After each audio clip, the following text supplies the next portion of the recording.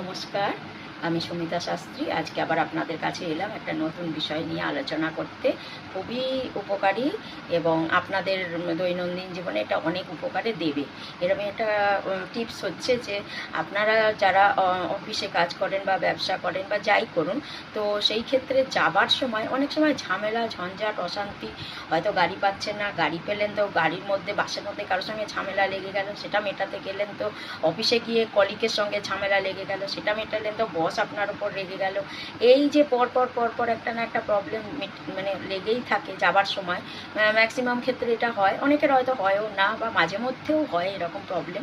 তো তার থেকে মুক্তি পাবেন কি করে?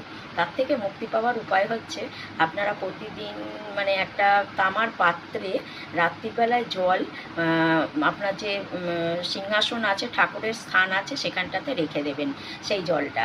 এবার প্রতিদিন যখন এবার